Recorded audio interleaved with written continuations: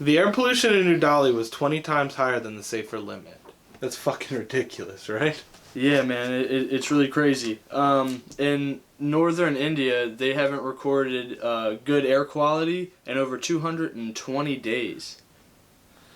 That's just bad for the whole world, I feel like. Oh yeah, I mean, like, it's one thing for the people. I mean, they're literally breathing toxic air, but that's also affecting everybody else. I mean, it's not just like gonna stay in like one borderline. Like that affects the entire planet.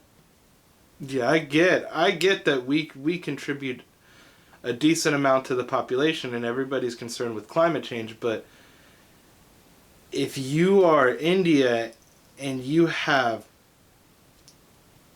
10 of the world's highest 20 populated cities in the world, like something needs to be done first, right? Yeah. I mean, like that, like rivers in India are like polluted to the sense like you couldn't get in them. Like you can't go fishing. You can't eat the fish that come out of that water. It's so tainted. It's like poisonous. I mean, That's absurd. it's really sad for these people, man. Like, and not only that, but over the summer last year, I think they recorded some of their hottest temperatures ever. There was that one video about the asphalt melting. It's like, I feel like they are catching so much stuff, and I don't know the science behind the asphalt, but it probably would have to be a ridiculous temperature over there in order to melt asphalt. oh yeah, I mean it regularly over 100 degrees. And I feel like that's normal for them. Like if they got a straight 100 day, I feel like they would be like fine with that. Not really. I mean, but Yeah, that's absurd, in my mind. oh yeah, definitely. And it's crazy because Bill Gates is doing heading that $1 billion fund to combat climate change. And it's kind of crazy on some of his ideas, I think. I mean, And what do you mean by that? I mean, there was supposedly a video released of him at like a seminar or something. He was giving a speech, Yeah. and in the speech he was talking about the equations that lead up to CO2 emissions. That's the brunt of pollution. There's a lot of different types of pollution, but Yeah. CO2 is the main one. And one of the biggest factors in his equation was the people. And to what I gathered from it, he was saying that we needed to reduce the population to reduce CO2 emissions. And he quoted that vaccines and other programs like that would help in that endeavor, he said lowering the percent increase of the population growth through vaccines and other programs like that. See, I think that you're taking it out of context. Let's just throw the clip on right now. All right. First, we've got population. Now, the world today has 6.8 billion people. That's headed up to about 9 billion. Now, if we do a really great job on new vaccines, healthcare, reproductive health services, we could lower that by perhaps 10 or 15%. But there. In my mind, I think you're taking it out of context. In my mind, I believe that he meant to show the growing, the growth of the population through vaccines. I don't believe that he meant through vaccines he's going to cut the population down 15%. Because if anything, science is showing that humans are living longer on an average basis. Mm-hmm. So it wouldn't make sense for a vaccine to take out 15% of the population. You're right, and it's definitely one like a more conspiracy type.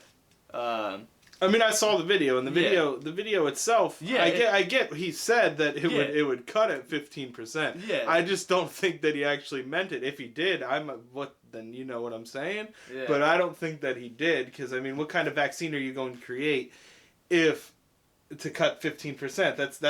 That's some shit that they're creating in a military lab to weaponize. Yeah, You know what I'm saying? That's what I'm saying. It's like poisoning the drinking water. You know? But that's the thing too, man. Fluoridization of the water.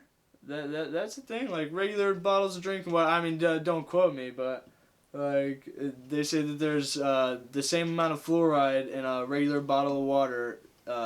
That's the same amount that's in a pea-sized amount of toothpaste.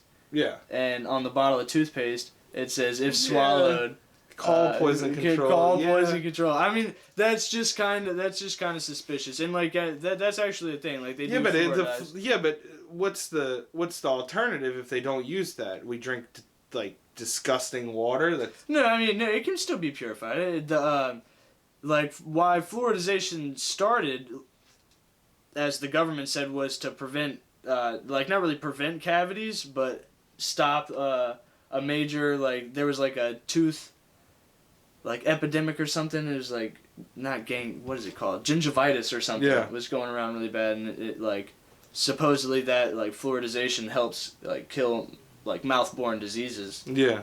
And that's why it was all started. I mean, I think that's like a tinfoil hat wearing. It is definitely a tinfoil hat wearing type idea. I mean, I just look at it in wonder sometimes. I mean, I don't know. There's definitely evidence to prove otherwise, but there's definitely so-called evidence to prove their point. So I don't know. It's a gray area. I mean, yeah.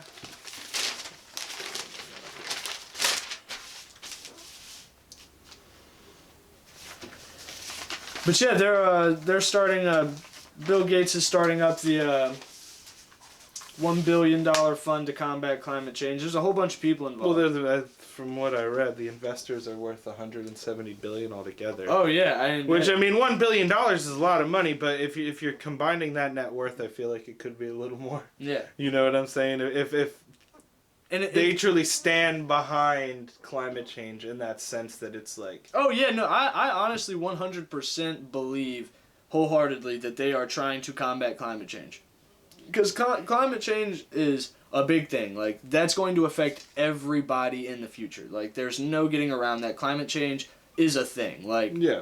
And it's really disastrous if something isn't done about it. So, like, I 100% believe that they are trying to do everything they can to combat climate change. Yeah. I just wonder how they're going to do it. I mean, like... Well, in my mind, you start off with India. Yeah, you definitely have to fix it. Whether it's providing them with emission-free cars or something, you know what I'm saying?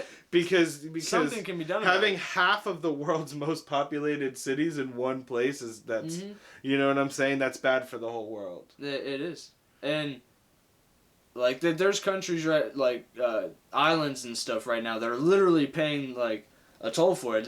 There's a part of, I think it was New Zealand or somewhere in Indonesia. Yeah. An entire island had to be evacuated because the water levels kept rising. Well, then you also have what the hell's that shit? The red algae. Yeah. Red algae is horrible. Mm-hmm. That destroys whole places. Like you can't. You know what I'm saying? Yeah. Like red algae is ridiculous.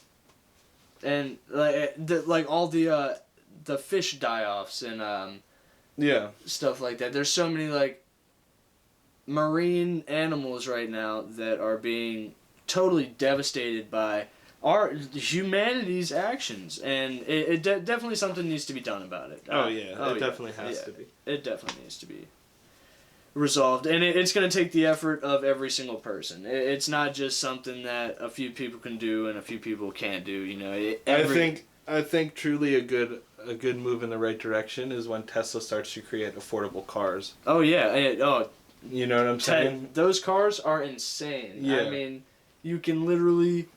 When they start to create affordable cars, I think that's a good step in the right direction. Because then you can start getting more people to have them, more electric. The only thing I'm concerned with, the more people that have them, are they going to have, like, what are they going to do about gas? Because they need to make their tax money off of gas somehow. They Mm-hmm. need to make their money. So what are they going to do? You're going to pull up to a gas station that has electric and pay per the fucking wattage? Yeah, like there's definitely kinks that have to be worked out through our own economic system and through our own like social Yeah.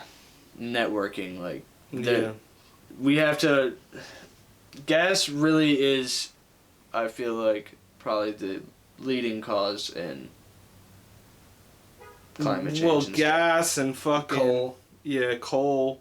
And Oil spills destroying the fucking ocean. yeah, and I feel like there's two different categories. Like the stuff that's actually like polluting our air and like making a change to our atmosphere. Yeah. Which I feel like that is the most detrimental. Yeah. Like because that like there's nothing like like oil spills and stuff like that. They are extremely catastrophic. Yeah. But over time they can be fixed. If we change the content of our atmosphere to a certain extent to where temperatures change, Yeah. our atmospheric zones change. If we lost the ozone, I mean, that like we would be like fried by radiation, Yeah. and like that's a possible threat. I don't think it's gonna happen in our lifetime that long of that bad of a consequence. But it's definitely a consequence that our children or our children's children will have to face. Yeah. And I don't know. I feel like for the benefit of humanity, we all have to like find the ability and the strength to actually commit to combating climate change.